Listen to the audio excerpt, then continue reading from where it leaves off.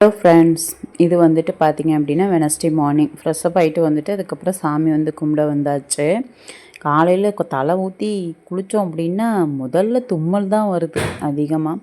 அதுக்கப்புறம் பார்த்தீங்க அப்படின்னா பிள்ளைங்களும் வந்து சைபை வந்து ஸ்கூல் வந்து கிளம்பிட்டு இருந்தாங்க. இன்றைக்கி குக்கிங் வந்து அம்மா தான். காலையில் வந்து சாமி வந்து கும்பிட்டுட்டு சாமிக்கு விளக்கெல்லாம் வந்து ஏற்றி வச்சு சாமியை வந்து பிரார்த்தனைகள்லாம் பண்ணியாச்சு.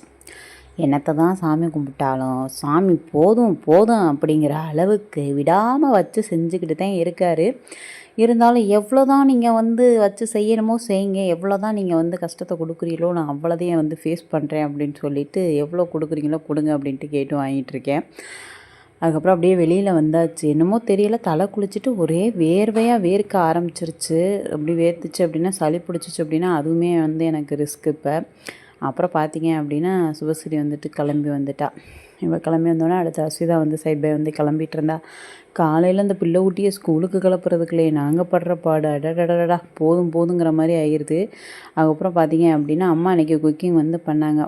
கலரப்பளம் பொரிக்கலான்ட்டு அதை வந்து பொரிச்சு வச்சேன். இன்றைக்கி சமையல் கலரப்பளம் வந்து பொரிச்சிட்டு அதுக்கப்புறம் லெமன் சாதம் வந்து செஞ்சுருந்தாங்க. வதக்கு துவையல் வந்து அரைச்சி வச்சுருந்தாங்க. இது அம்மா செய்கிறது ரொம்ப டேஸ்ட்டாக வந்துட்டு இருக்கும். அதுக்கப்புறம் பார்த்தீங்க அப்படின்னா காலையில் வெறும் வயித்துல ஃபஸ்ட்டு தண்ணி வந்து நல்லா குடிச்சிட்டு அதுக்கப்புறம் பார்த்திங்கன்னா சுக்கு காப்பி வந்து போட்டுட்டேன். ஏன்னா சளி இது பிடிச்சிருமோன்னு ஒரு பயம்.